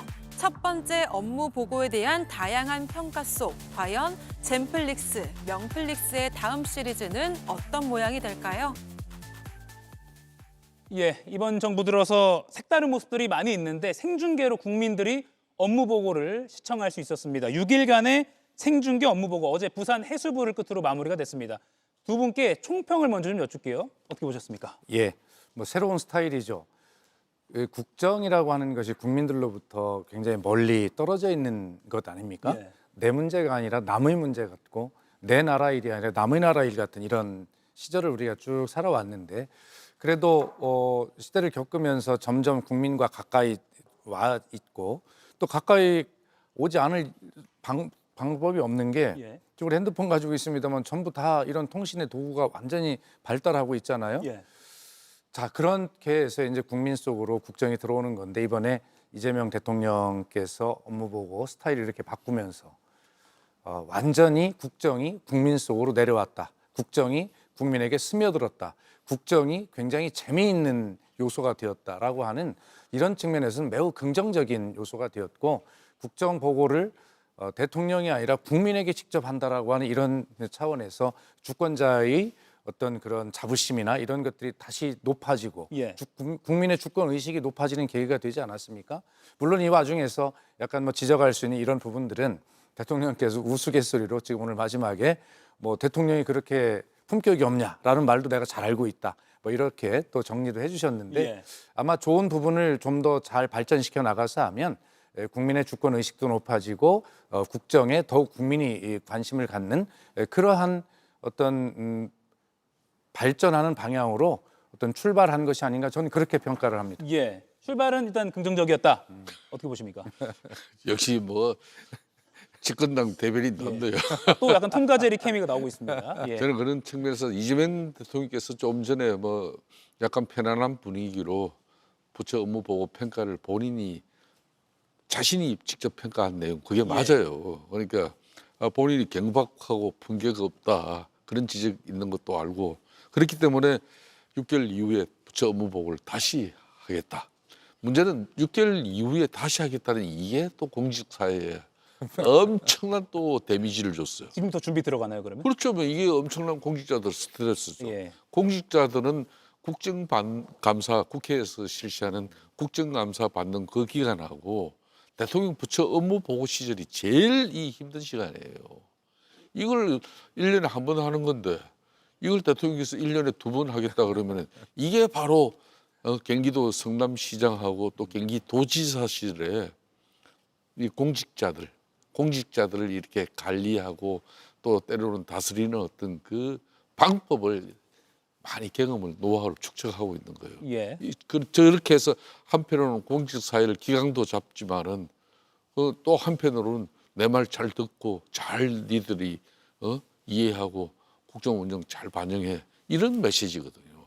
그런 측면에서 저는 크게 세 가지 좀 지적은 좀 할 수밖에 없어요. 첫째는 팩트 오류나 또 전문성 부족 측면에서 여기서 이제 농림축산부에서도 콩 GPT 국장 이런 사람들 그 자리에서 맹쾌하게 대통령의 물음에 답변을 했잖아요. 예. 그렇지만은 실질적으로 국산 콩 생산량 같은 경우는 16만에서 17만 톤 되는데 이걸 뭐 한 8만 톤밖에 안 된다 그러고 그리고 뭐 여러 가지 뭐 내용이 있습니다만은 그 사람만 이야기할 게 아니라 저는 그런 측면에서 이 좀 너무 퍼포먼스에 좀 집착한 나머지 이게 팩트 오류나 전문성 부족을 갖다 여과 없이 드러내는 법. 예. 차라리 대통령이 업무 보고 때 이런 걸 물을 거다. 그러니까 장관은 그 팩트까지 실무적인 내용까지는 수치는 외우지 못하잖아요. 예. 그럼 담당 국장은 그걸 정확하게 외워서 답변을 하라 그러든지 그게 아닌 가운데 그냥 이런 오류가 나온단 말이에요. 이제 두 번째는 이제 만기 칠람. 예. 이러다 보면 대통령이 너무 세세한 국정 전반적으로 다 챙기기 시작하면은 대통령 잠도 안 자나 안 그러면은 막상 이렇게 공직자들 우리 깰려고 그냥 자기 중심적으로 저게 가는 거냐 이런 이제 좀 비판적 우려가 있는 거죠. 이제 세 번째가 이제 이 서리건 정책들이 막 발표가 돼요. 대표적으로 탈모 대한민국 예. 탈모 그렇게 엄청 많습니다. 건보 적용. 그렇죠. 이걸 건보 적용하면 우리 저 박수현 대변인 아직 좀 더 있어야 되겠습니다만 참 그런 사람들한테는 좋은 소식이에요. 예. 그렇지만 건보 재정이 지금 내년 같은 경우는 한 12조 정도 지금 적자까지 예상을 하고 있잖아요. 그런데다가 또 이것까지 이렇게 보면 어떻게 감당하자는 겁니까? 그래서 이 서리건 정책까지 나가는 이런 측면에서의 좀 정책적 어떤 그런 대통령의 어떤 입장을 또 무조건 또 이제 그 부처에서 맞추려고 할 거고 이런 게 나중에 국가 재정에도 큰 부담이 될 수 있다 이런 걸 좀 지적하고 싶습니다. 물론 이런 지적이 뭐 이번 사안에 대해서는 여야 할 것 없이 그러니까 보완 사항이 또 없을 수 없으니까요. 이에 대해서는 좀 어떻게 좀 해결해 나가야 될까요? 우선 김성태 대표님께서 저의 탈모 진행을 걱정해 주셔서 감사합니다만 얼마나 스트레스 받는 줄 아십니까? 그렇죠. 여기에 대해서 그 건보 재정 걱정은 걱정대로 하지만 대통령께서 이에 대한 관심을 가지고 해결책을 한번 찾아보자라고 하신 것이 저에게는 큰 희망이 됩니다. 그거 하나만 아니잖아요. 당뇨도 당뇨 네, 그러니까. 비만, 예. 비만약까지도 이야기를. 아니 그러니까 그런 것들을 전부 다 이제 한번 연구해 보자라고 하는 대통령님의 그런 관심과 방향 제시 이런 것들은 또 국민에게 다 희망을 줄 수 있는 것이죠. 또 관심을 가지신다고 해서 다 할 수 있는 것은 아니지만 또 하라고 다 지시하시는 건 아니니까 방법을 한번 찾아보고 테이블에 올려놓고 어떤 국민들이 관심사 또 필요한 것들을 이렇게 다 따져본다는 건 굉장히 중요한 것이고 그런 측면에서 저는 뭐 괜찮다 생각하고 또 김성태 의원님께서 지적하신 예를 들어서 오류 같은 것들이 있을 수 있죠. 직석이니까. 그런 오류가 국정에 자칫 잘못하면 반영이 돼가지고 크게 잘못될 가능성도 있죠. 그럼에도 불구하고 지금은 국민과 함께 지켜보는 것이기 때문에요. 예. 국민이 지켜보지 않는 속에서 오류가 나온다고 하면 그것은 정말 국정을 그르칠 수 있는 길이지만 이것은 국민과 함께 지켜보는 오류는 수정될 기회가 있기 때문에 이것은 오히려 뭐 충분하게 그럴 수 있고 대통령께서도 내가 다 장관이 안다고 생각하지 않는다. 그리고 구체적인 수치를 어떻게 알겠냐라고 그것을 꼭 뭐 학생 시험 보듯이 그렇게 하는 것이 아니고 이제 큰 방향들 이렇게 해서 국민과 함께하는 국정이라고 하는 이런 측면에서 좀 긍정적인 부분을 좀 앵커 지적대로 말씀대로 더 키워가고 부족한 부분은 좀 보완하고 이러면 전체적으로 이런 어떤 생중계 업무 보고라고 하는 것이 대한민국 공직사의 새로운 어떤 기강 바람도 일으키고 의욕도 일으킬 수 있고요. 뭐 이런 측면에서 좋을 것 같다는 생각이 되고 공직자 여러분들 너무 스트레스 받지 마시기 바랍니다. 대통령께서도 여러분들이 모든 것을 다 안다라고 생각하지 않으십니다. 걱정하지 마시기 바랍니다. 실제로 모르면 그냥 모른다고 답하라라고 그렇습니다. 말한 것도 제가 예. 기억이 납니다. 그러면 앞서 언급하셨던 그 콩 GPT라고 화제가 됐던 그 장면 한번 다시 보겠습니다. 콩을 수입을 하는데 수입되는 게 대체적으로 얼마고 그 중에서 유전자 조작된 건 얼마, 안 된 건 얼마 이거 좀 알고 싶어서요. 아, 예. 모르시면 나중에. 심영장 답변 드리겠습니다. 네. 저기 콩은 그 체유용으로 100만 톤 수입되고요. 전부 GMO라고 보시면 되겠습니다. 체유용 기름 짜는 콩 기름 짜는 겁니다. 그 외에 뭐 예를 들면 두부로 만들고 하잖아요. 예, 식용은 난 GMO입니다. 그래요? 예. 우리 자체 콩 생산량은 얼마인지 혹시 아세요? 저희 8만 3천 통 올해 예상하고 있습니다. 8만 3천. 식량국장은 명쾌한 답변으로 먹을거리에 대한 국민들의 막연한 우려를 불식시켰습니다. 또한 AI처럼 정확한 수치를 바로 답하는 전문성으로 국민 신뢰를 높이고 예, 이 대통령실 대변인의 브리핑 있고 나서 3일 뒤에 지난 18일에 송미령 농림축산식품부 장관이 페이스북에 알고 보니까 일부 혼선이 있었다. 그래서 오류가 좀 있었고 그래서 이재명 바로 대통령께 잡았죠. 직접 보고 드렸다라고 하면서 일종의 바로 잡습니다. 정종 보도를 언론이 하듯이 이렇게 좀 고치는 일도 있었습니다. 그러다 보니까 공직자들 사이에서요 이런 반응도 나옵니다. 국장급에서도 개별 통계를 일일이 확인하는 건 사실 쉽지 않다.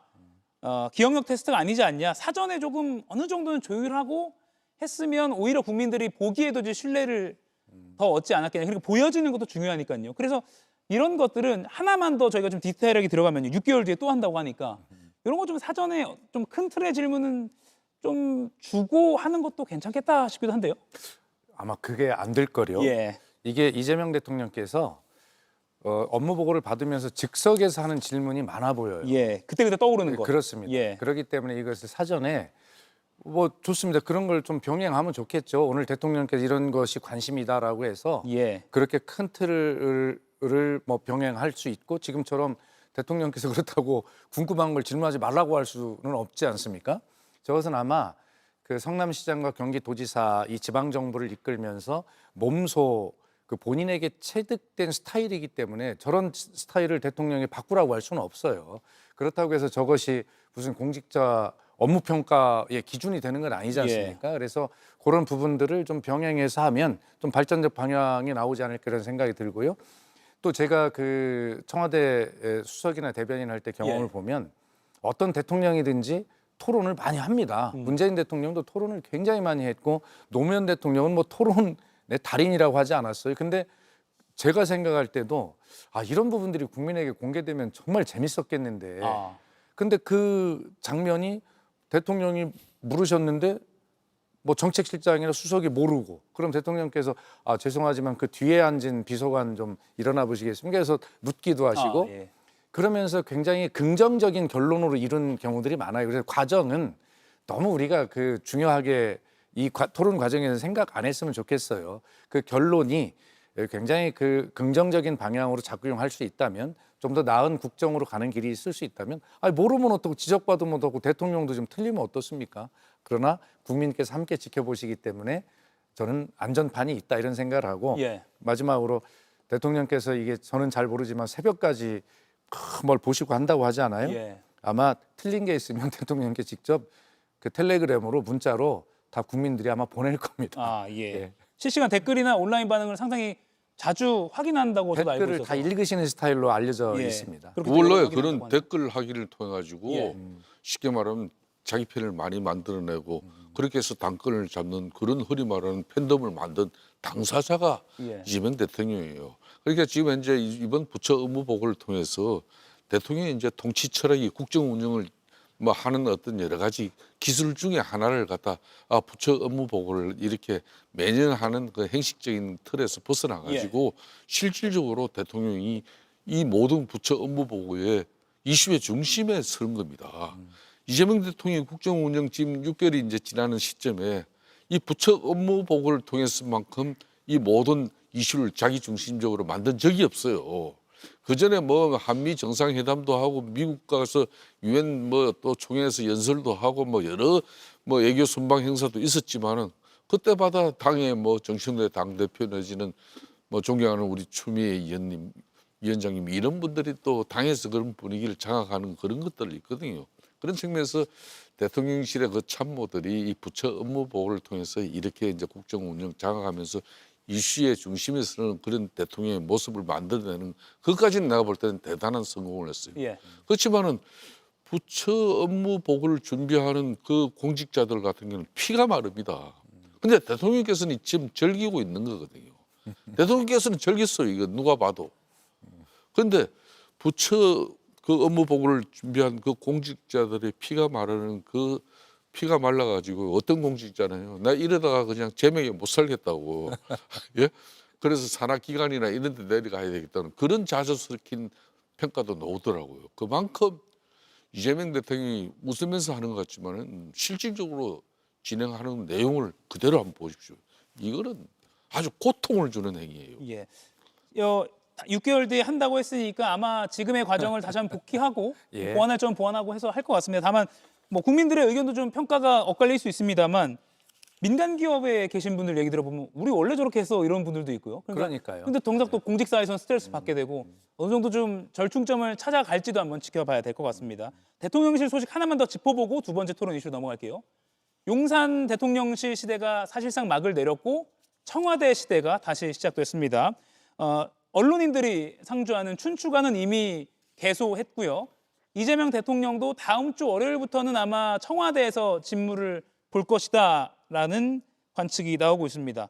그런데 청와대 뭐 근무를 해보셨지만 물리적으로 너무 소통하기가 어려운 구조 아니라는 걱정은 어느 정권에서는 있었기 때문에 어떻게 이걸 좀 해결해 나가야 된다고 보세요? 청와대가요? 청와대가 소통이 어려운 구조다? 글쎄요. 저는 그런 평가를 처음 들어보는데 이런 구조죠. 청와대 우리 TV에 많이 나오는 본관이 있지 않습니까? 대통령께서 거기를 집무실로 쓰신다면 소통이 어려울 거예요. 이 비서동인 여민관과 그 본관이 거리가 좀 떨어져 있어서 그걸 수시로 가려면 굉장히 어려운 거죠. 그런데 그 대통령께서 그 본관은 이제 뭐 행사용이나 의전용으로 쓰시고 지금 비서동으로 내려와 계시지 않습니까? 여민 1관에 저희 문재인 대통령 때도 계셨지만 그래서 늘 대통령이 찾으시면 그때도 저희가 청와대 수석으로 브리핑한 적이 있어요. 이런 문제가 있어요. 그래서 대통령이 찾으시면 어떤 비서든 1분 안에 대통령실에 도착할 수 있다 이렇게 되어 있는 구조인데 아마 대통령이 본관에 근무하시는 것이 아니기 때문에 항상 1분 안에 도착할 수 있는 같이 근무를 하시는 거죠. 구내식당에서 식사도 같이 하시고 이런 구조이기 때문에 그런 소통 문제는 뭐 걱정이 없을 것이다. 또 진짜 소통은 그런 형식의 문제보다도 진짜 내용적으로 제대로 잘 소통하느냐가 더 중요한 것 아니겠습니까? 그래서 저는 이 청와대로 가시는 것이 형식적인 측면에서나 내용적인 측면에서 저는 소통에는 문제가 없다. 뭐 이렇게 생각을 하고 있습니다. 근데 청와대 구성원 간의 소통뿐만 아니라 국민과의 소통에 대한 이슈도 오히려 있어요. 맞습니다. 예. 근데 그거는 이제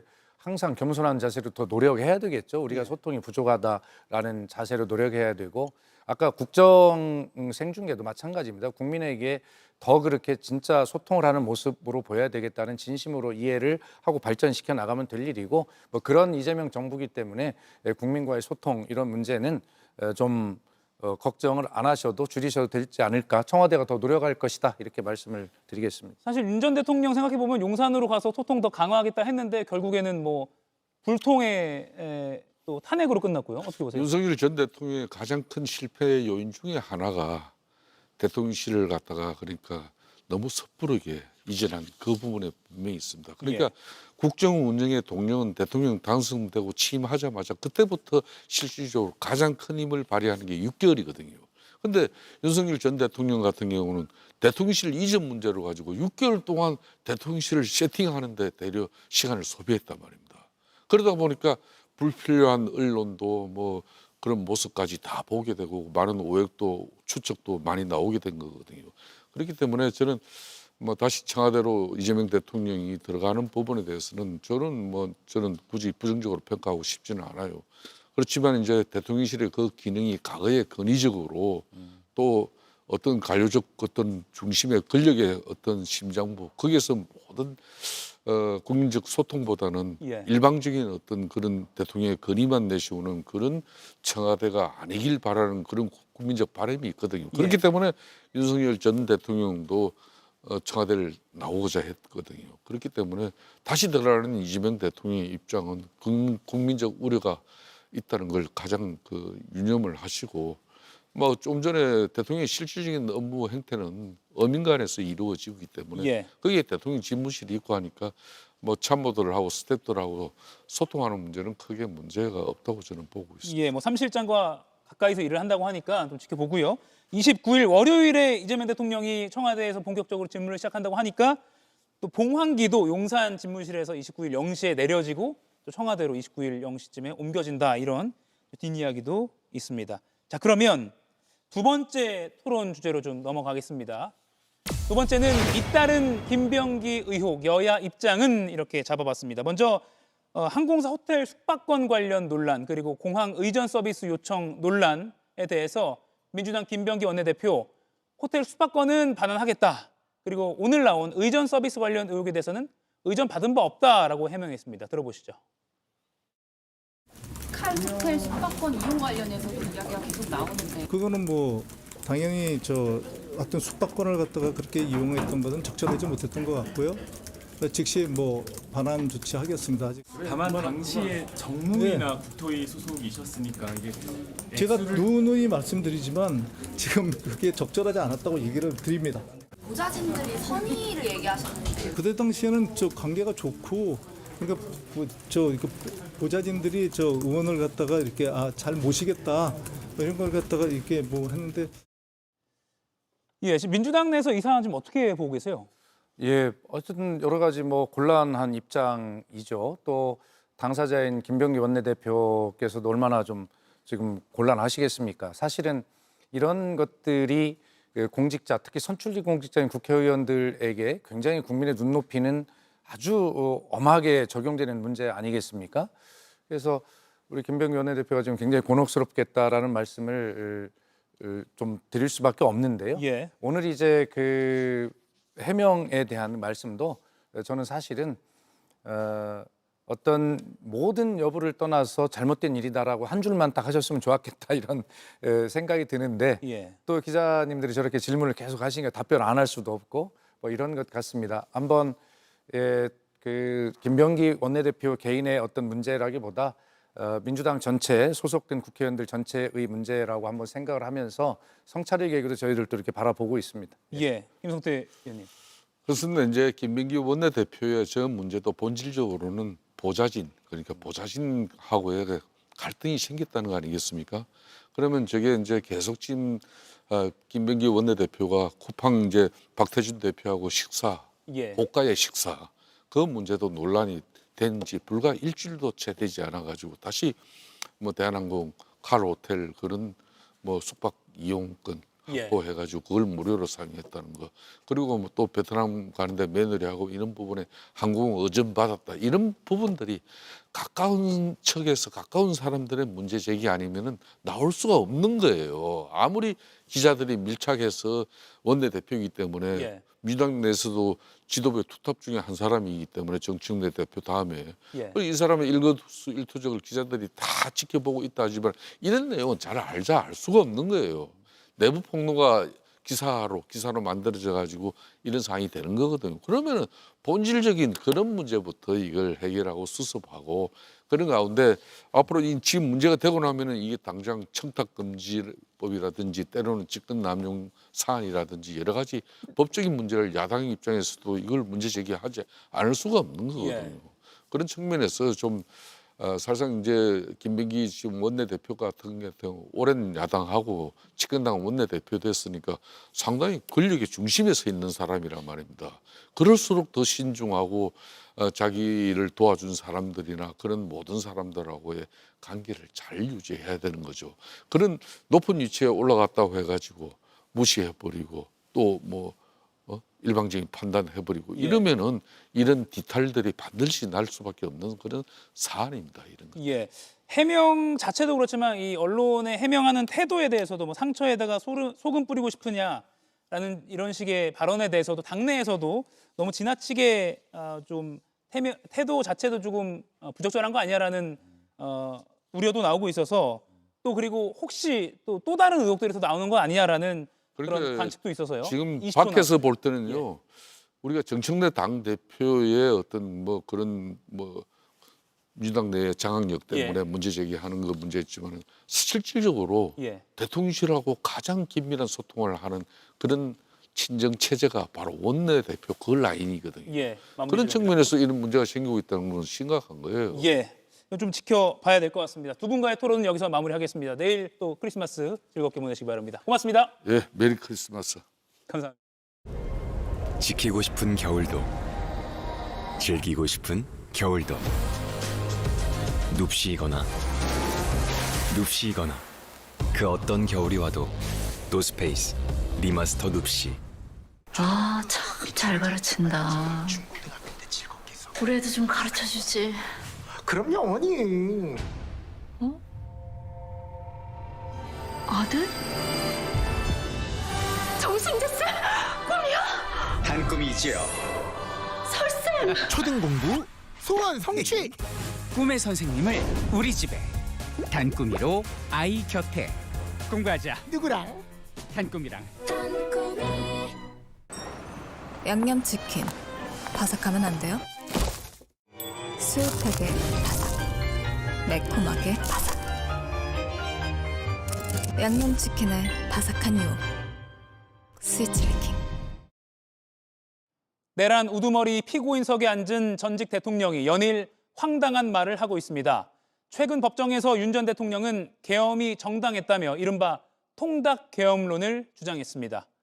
사병들 통닭 한 마리 사줄 예산도 딱딱 골라 잘랐다.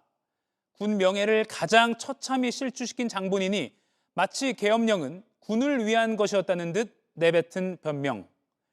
지난달 재판에선 계란말이와 베이컨, 한남동 고깃집 김치가 등장했습니다. 계엄 2달 전 관저에서 군 지휘부가 가진 술자리를 회상하면서입니다. 계란말이랑 베이컨 구워놓고 여러 분 기다렸다. 한남동 고깃집에서 나온 김치라 따로 사뒀다. 총으로 쏴서라도 죽이라. 이런 살기 어린 말들이 오간 그 밤의 기록들을 마치 술자리 무용담처럼 늘어놓는 모습. 나라를 통째로 위기로 몰아넣은 위헌적 계엄의 배경을 통닭 예산 삭감에 대한 불만 정도로 치부하는 가벼움. 법정 발언 하나하나가 역사에 기록될진데 반성 없는 전직 대통령의 이 황당한 변명을 우리 후손들은 어떻게 기억할 것인지 오늘 한 컷이었습니다. 꼭 한번 걸어보고 싶었습니다. Buen camino. 네, 저는 잘 걷고 있어요. 걷기에 진심인 편안한 루무통과 함께. 걸을 땐 루무통. 이것도 나란 일이고 내국이다. 내부자들 우미로 감독 작품 애국. 나는 지금부터 세상을 바꿀 것이다. 메이드 인 코리아 12월 24일 오직 디즈니 플러스에서. Here for your trip? 호텔에서 말이야. 누군가는 인생 추억을 만들었대. 나는 어떤 방을 만나게 될까? 어디라도 걱정 없이 트립. 호텔 최저가 보장제 24시 고객센터. 호텔 예약도 트립닷컴.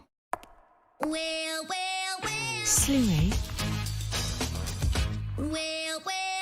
슬링웨이 슬림한 몸매 갖고 싶니?